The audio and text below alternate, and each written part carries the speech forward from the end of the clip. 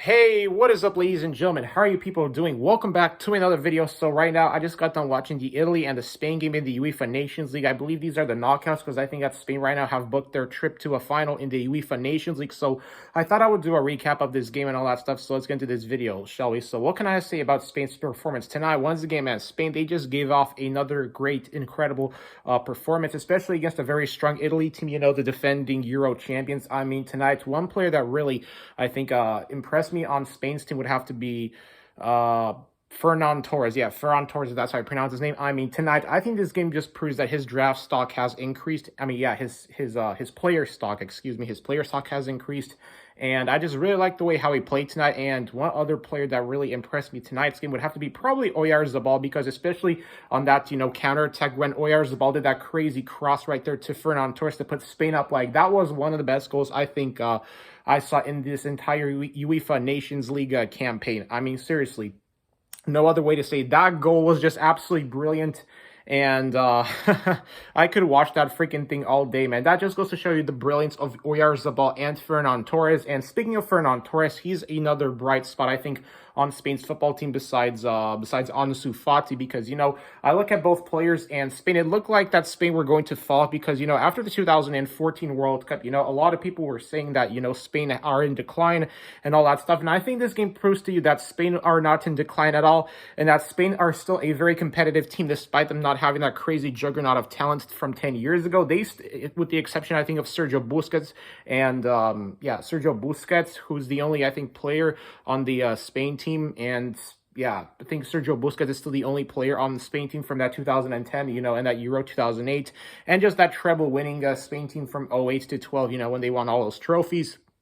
But tonight, Italy, I think Italy played pretty well too for the most part, except that, do I think Bonucci deserved a red card? I don't think that should have been a red card right there on Bonucci. I think that red card was undeserved. Me being a football fan, and when I think a player should not have received a red card, I will come on camera and say it. I don't think Bonucci should have gotten that red card at all, but, Bonucci got red carded, and yes, that kind of did play a big advantage. I think that kind of made it easier for Spain to open up Italy's back for when Bonucci got that red card.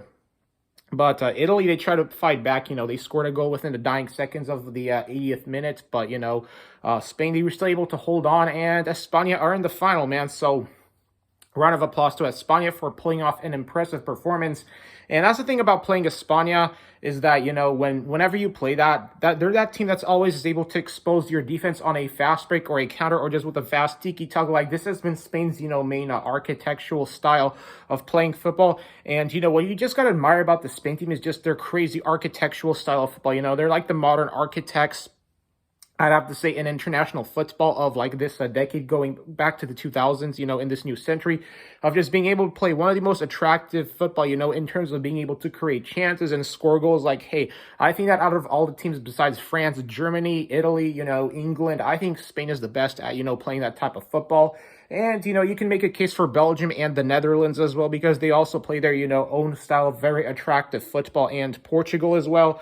But I think Spain were like the main architects of developing this type of style of football, And it's going to be interesting to see how Spain fare off in the final, whether it's going to be against France or Belgium, because tomorrow Belgium is playing France. And my prediction is that I think France is going to win the game 2-1, because, with Mbappe, with Griezmann, with Benzema, I don't think Belgium has the back four to stop this insane front attack. So I think Griezmann, Benzema, Mbappe, are going to give Belgium's back for a really big day tomorrow, especially, you put N'Golo Kanté right there for in the midfield and Pogba, then, you got yourself a very solid team. So yeah, that's all I have to say about tomorrow's game between Belgium and France. But tonight, man, what a performance by España, man. As for Italy, kudos to them. They played well too. I think they hit the post once or twice in this game.